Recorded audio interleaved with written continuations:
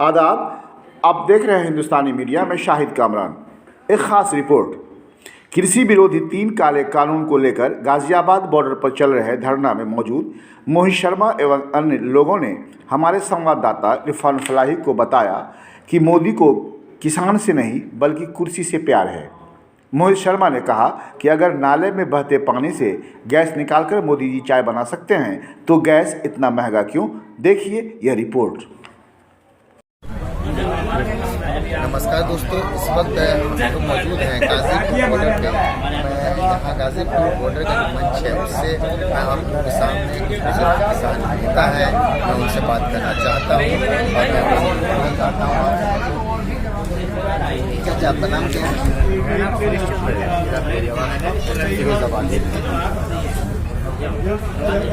क्या आप बताएंगे कि ये जो आंदोलन चल रहा है ये कब तक चलेगा?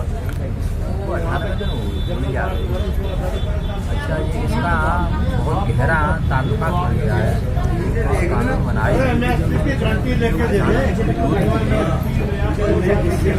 अब किसानों का ही आंदोलन बन रहा है। जो रोटी खाता है, अन्न खाता है, उनका आंदोलन बन गया। बीच का जो व्यापारी वर्ग का अधिक इससे पशुओं को फायदा होगा।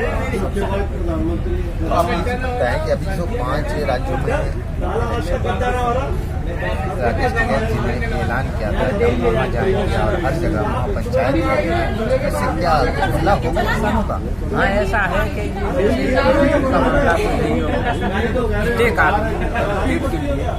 काम करता है। अब हम इसी को ही सत्ता को लाएं तो वो सत्ता क्या करेगी? फिर उनको मार देगी। क्या करेगी?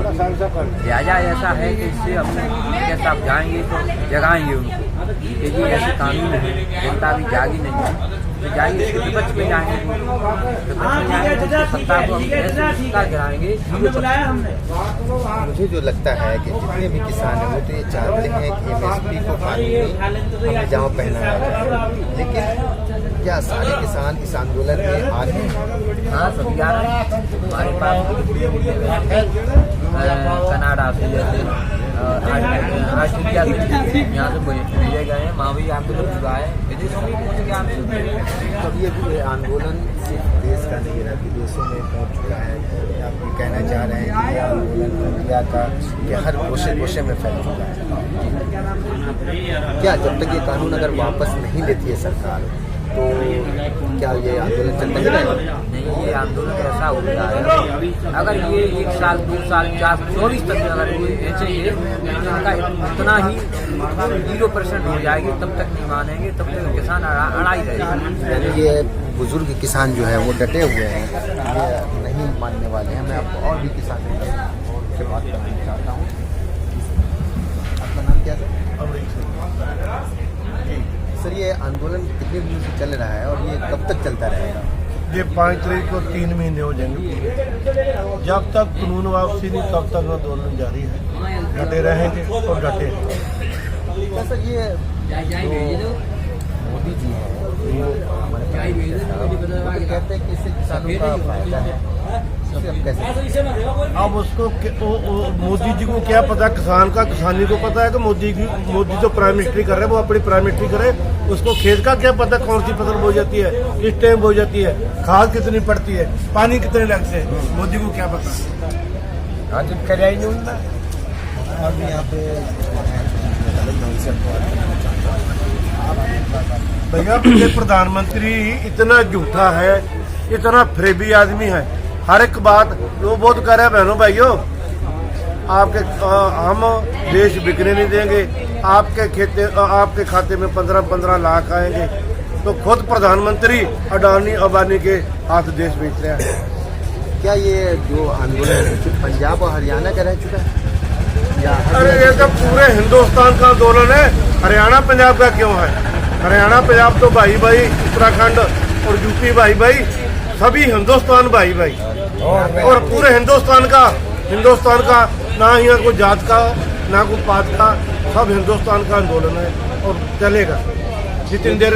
मंदिर तो ये कह रहे हैं कि सिर्फ पंजाब और और कृषि मंत्री इतना झूठा, वहाँ इनको जब कृषि विज्ञान भवन में जब मीटिंग होती है, ये कहते हैं हमें किसान को, किसान तो इनको 17 इनके पॉइंट गलत हैं, जो खुद मानते हैं भाई हाँ गलत है, बाहर आके ये कह देते हैं हमें किसान समझा ही नहीं पाते। झूठों का क्या इलाज है, ये तो है ही झूठे सब।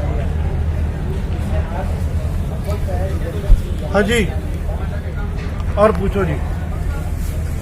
तो ये आप लोग ये कब तक डटे रहेंगे? जब तक बिल वापसी नहीं तब तक घर वापसी नहीं, हम लोग डटे हैं और डटे रहेंगे। ये ना सोचे कि गाजीपुर बॉर्डर खाली हो गया है, ये दिन के दिन गाजीपुर बॉर्डर पे रौनक बढ़ती जाएगी, किसान आने शुरू हो जाएंगे। किसान तो यहाँ बढ़ते ही जा रहे हैं, मैं भी इस चीजों को देख रहा हूँ जी। लोग कहते हैं ना, मीडिया वाले बता देते हैं कि जहाँ किसान तो रहे नहीं, जो मोदी मीडिया वाले हैं। आप भाई मेरे हैं यहाँ पे किसान, जवान किसान हैं, आप बताएं आप क्या कहना चाहते हैं इस आंदोलन के बारे में? बिल्कुल, देखिए जो अभी आप बात कर रहे थे कि कुछ ही स्टेट का है, ये सारे स्टेटों का है, पूरे हिंदुस्तान का आंदोलन बन चुका है। और इस आंदोलन की सबसे बड़ी खासियत है, इस आंदोलन की जो सबसे बड़ी उपलब्धि अभी तक है कि सारे जाति और धर्म खत्म होकर सब एक मंच पे किसान बन के बैठे हैं। जाति धर्म बिल्कुल खत्म हो चुका है, यहाँ सब किसान हैं।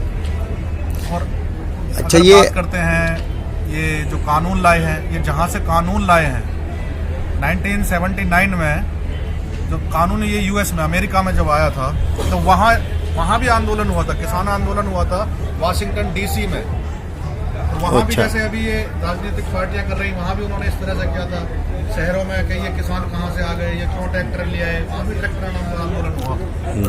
और जब बर्फ पड़ी, जब वहाँ आपत्ति आई, तो उन्हीं किसानों ने अपने ट्रैक्टर से बर्फ हटाई, उनकी गाड़ियाँ टो करके घर पहुँचाई, उनकी गाड़ियाँ ठीक करी।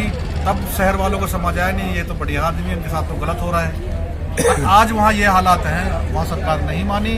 आज की डेट में वहाँ ये हालात हैं, $425 बिलियन का कर्जा है वहाँ की किसानी पर, जबकि मात्र 1.5% किसान हैं वहाँ।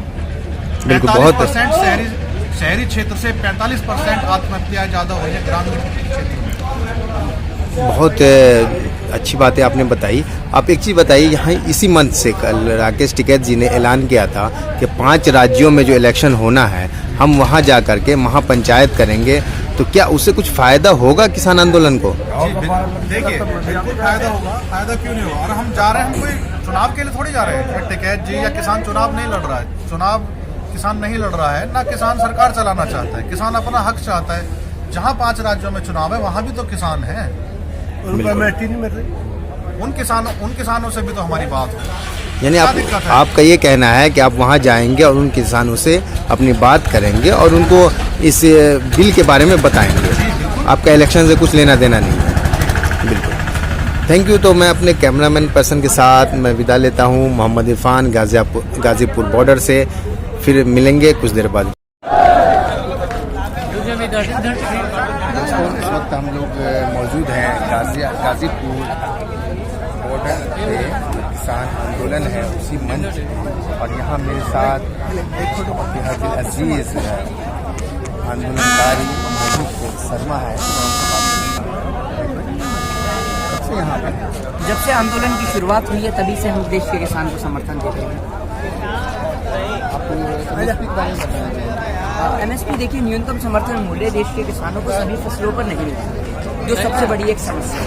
समझ रहे हैं, अगर देश की सरकार इस बात की गारंटी देती है कि सभी की 26 की 26 फसलों पर देश की सरकार जो है वो MSP देगी, तो समझ में आता है। दूसरी बात, मंडियों की स्थिति को बेहतर किया जाए, लेकिन सरकार न मंडियों की स्थिति की बेहतरी की बात करती है और न देश के अंदर MSP को लेकर सरकार बात करती है। देश के अंदर राजनीति करने की, हिंदू और मुस्लिमों की, उद्योगपतियों की राजनीति।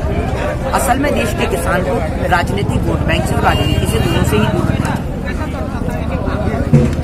जहाँ सरकार है वो बात उनसे कहते हैं ये किसान के फायदे के, तो अगर किसान के फायदे के लिए है तो एक काम करिए ना, अपने सारे नेताओं को मंत्रिपरिषद में जितने भी लोग बैठे, वैसे भी रेल बिक रही है, रेल मंत्रियों की कोई जरूरत नहीं है, तो उनसे कहिए कि सब लोग इस्तीफा देकर 1-2 साल खेती करके देख लें। अगर इतना ही फायदा खेती में है तो नेतागिरी छोड़कर खेती करना शुरू कर दें। देखिए, 103 साल पहले महात्मा गांधी जी बिहार के मोतिहारी से कॉन्ट्रैक्ट फार्मिंग का समापन किया था, लेकिन ये हिटलर के बड़े भाई हिटलर ने दोबारा से देश के अंदर कॉन्ट्रैक्ट फार्मिंग को रीस्टार्ट करने का प्रोसेस स्टार्ट कर दिया गया। देश के अंदर प्राइवेटाइजेशन बहुत तेजी से बढ़ाया जा रहा है। देश की सरकारी संपत्ति, railway, air India, BSNL, MTNL और तमाम सरकारी संपत्तियों को नीलाम कर दिया गया। जब देश के अंदर आप सरकारी संपत्तियों को बेचते ही जा रहे हैं तो नेताओं को वेतन भत्ता किस बात का? जब रेल नहीं तो रेल मंत्री किस बात का? समझ रहे? तो जब स्वास्थ्य सुविधा नहीं तो देश में स्वास्थ्य मंत्री किस बात का? तो ये तमाम लोग जब अपने पोजीशन, अपनी पोस्ट पर काम नहीं करते तो आपको इनको वेतन भत्ता देने की आवश्यकता क्यों? कृषि मंत्री ये कहते हैं कि ये आंदोलन पंजाब और हरियाणा का। तो ये जो आए हुए हैं लोग, आप इनसे पूछे कहाँ से भैया? ये तो यूपी से। आप कहाँ से? मुरादाबाद, ये भी यूपी से। आप कहाँ से?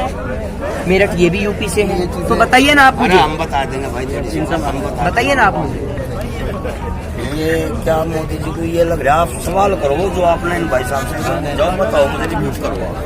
आप ये बताएं रोहित भाई कि जो इस वक्त आगामी चुनाव होने हैं, वहाँ जो आप किसान नेता जाएंगे या वहाँ पंजाब के जाएंगे, ऐसे कुछ फायदा होगा? बिल्कुल, हम भी जा रहे हैं, बंगाल जा रहे हैं, क्यों नहीं होगा फायदा?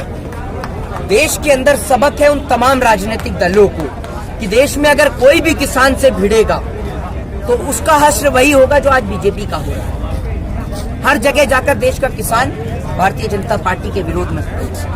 और तीनों कृषि काले कानून को लेकर जो 200 से ज्यादा किसान भाई शहीद हुए हैं, उनको लेकर किसान बात करेगा कि जो हमारे किसान शहीद हो रहे हैं, आप उनकी ओर ध्यान केंद्रित करिए। और ये इसलिए किया जा रहा है, राजनीति के लिए नहीं, ये इसलिए किया जा रहा है ताकि पूरे देश को पता चले कि किसानों की दिल्ली के बॉर्डर की जैसी मूलभूत सुविधाएं भी छीनने का प्रयास किया। यहाँ के बॉर्डरों पर ऐसी सिक्योरिटी तैनात कर दी कि अगर बॉर्डरों को देखें तो ऐसा लगता है कि ये रास्ता दिल्ली और उत्तर प्रदेश को जोड़ने वाला नहीं बल्कि LOC हो, जिसे हम कहते हैं लाइन ऑफ कंट्रोल हो।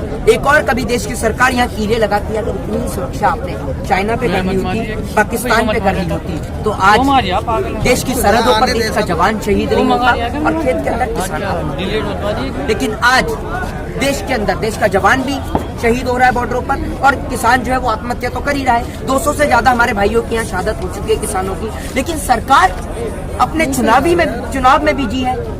आप एक बात मुझे बताइए, क्या प्रधानमंत्री मोदी जी का बंगाल जाना जरूरी था या फिर यहाँ रहकर पहले किसान की समस्या का समाधान करना जरूरी था?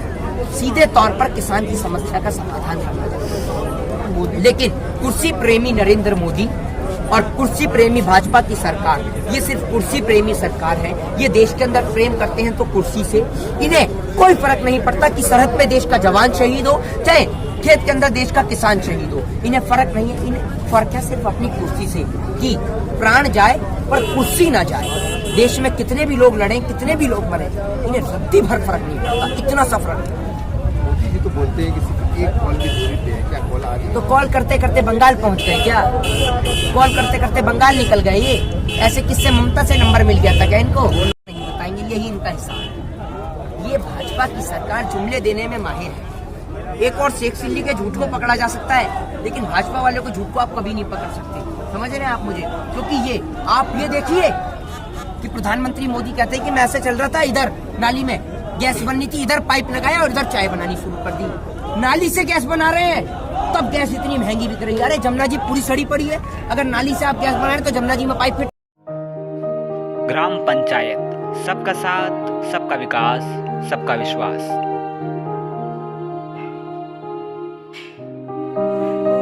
पंचायत राज छौड़ाही जिंदाबाद। सरपंच पद हेतु भावी प्रत्याशी जावेद इकबाल। इन्होंने ठाना है छौड़ाही पंचायत को आदर्श एवं शिक्षित पंचायत बनाना है। नई दृष्टि, नई सोच, वोट फॉर जावेद इकबाल। पंचायत चुनाव 2021 के दंगल में कूदने वाले उम्मीदवार अपने इंटरव्यू के लिए संपर्क करें और अपनी बातों को जनता तक पहुंचाएं। Contact number 98 350 93 053। National optical, Shankar Chowk, Madhubani. यहाँ डॉक्टर के पुर्जा अनुसार चश्मा बनाया जाता है। नोट, यहाँ सभी प्रकार का चश्मा बनाया जाता है।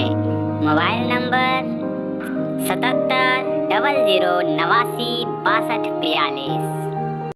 आप देख रहे हैं हिंदुस्तानी मीडिया। मैं मोहम्मद शाहिद कामरान। आप हमारे वीडियो को लाइक, कमेंट और अपने दोस्तों में शेयर करें और हमारे चैनल को सब्सक्राइब करें और लेटेस्ट अपडेट के लिए बेल आइकन दबाना न भूलें।